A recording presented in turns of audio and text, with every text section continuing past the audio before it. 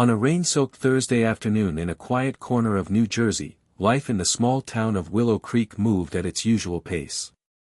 The gentle hum of diners chatting, silverware clinking against porcelain plates, and the low hum of old jazz tunes playing through the speakers filled the cozy ambience of Mel's Diner, a humble, family-owned restaurant that had served the community for over 3 decades.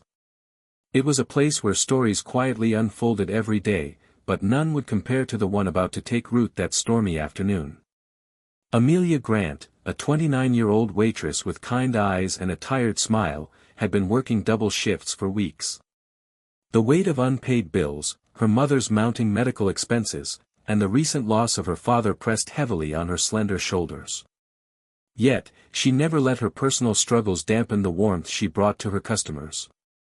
She greeted everyone with a genuine smile and served with a grace that masked her inner turmoil. That afternoon, just past the lunch rush, the bell above the door jingled faintly.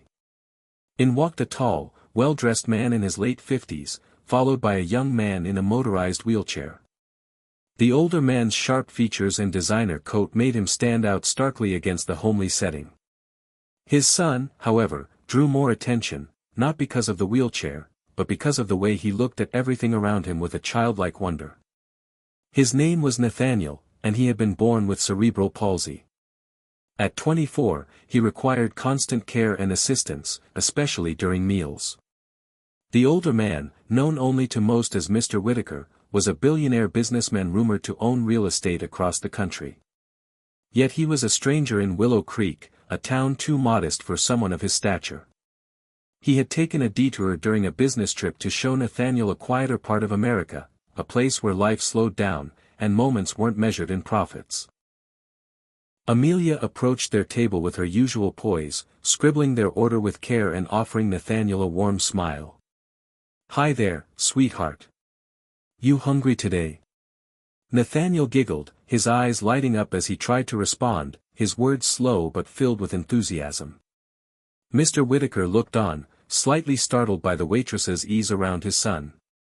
Most people stiffened or avoided eye contact, unsure how to engage. But not Amelia. She crouched down, talked directly to Nathaniel, and asked him what he wanted, waiting patiently as he struggled to communicate. Their food arrived shortly, and Amelia, noticing Mr. Whitaker stepping out to take a call, gently asked, "May I help feed him?" She didn't want to overstep, but she had cared for her father in his final months and saw no disability, only dignity and humanity. With a hesitant nod from Mr. Whitaker, Amelia began feeding Nathaniel, chatting with him between bites, making him laugh, and wiping his mouth gently.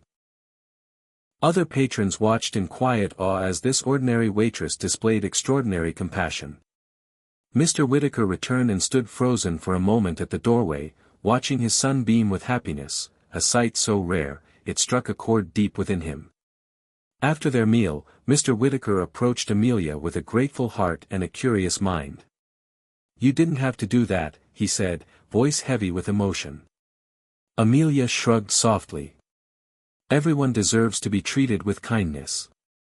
He reminds me of my dad." He asked about her life, and though she kept most of it vague, he sensed the silent battles she fought. Before leaving, he left a generous tip, $500, along with his business card. "If you ever need anything, Amelia, call me." She smiled and tucked the card away, thinking it was just a polite gesture from a wealthy man who would forget her by tomorrow. But Mr. Whitaker did not forget. That night, he couldn't sleep. He kept thinking about how this woman, with so little, gave so much without expecting anything in return. The way she treated Nathaniel, with no pity, no hesitation, was something he had rarely seen, even among professionals he paid a fortune to. The next day, Mr. Whitaker made some calls. What he found shocked him. Amelia worked nearly 70 hours a week. Her mother was battling stage 3 cancer. Her home was on the verge of foreclosure. And still, she gave Nathaniel the most beautiful 30 minutes of joy he'd had in months. A week later, a black limousine pulled up in front of Mel's Diner. Amelia, wiping down tables, looked up to see Mr. Whitaker walking toward her with a leather folder in hand. "May I speak with you outside?" he asked gently. Amelia followed, confused. He handed her the folder. Inside was a deed to a fully paid-off house in a better neighborhood, a check for $100,000, and a letter. Tears welled in her eyes as she read. For the care you gave my son without being asked, for the humanity you showed without hesitation, and for reminding me what true wealth looks like, I offer you this, with no strings attached. Let this be the beginning of a new chapter for you and your family. David Whitaker. She was speechless. He continued, there's something else. I've started a foundation in Nathaniel's name to support caregivers and family members of people with disabilities. I want you to be the face of it. You understand compassion in a way money can't buy. Amelia, overwhelmed, nodded through her tears. News spread quickly, and the story of the waitress who fed a billionaire's disabled son became a national headline. But for Amelia, the recognition wasn't what mattered. It was knowing that kindness could ripple outwards in ways she never imagined. Mel's Diner saw more customers than ever. Not because of the food, but because of the heart behind it. And Amelia? She used her new blessings not just to uplift her family, but to continue helping others, quietly, humbly, and with that same warm smile. In a world so often rushed and self-centered, one small act of love had changed everything. And it reminded everyone watching that sometimes, the most powerful impact comes not from grand gestures, but from moments of simple humanity. And so, in a small town that rarely made the news, a waitress, a billionaire, and a young man in a wheelchair taught the world what it truly means to care. Kindness doesn't need an audience. It just needs a heart.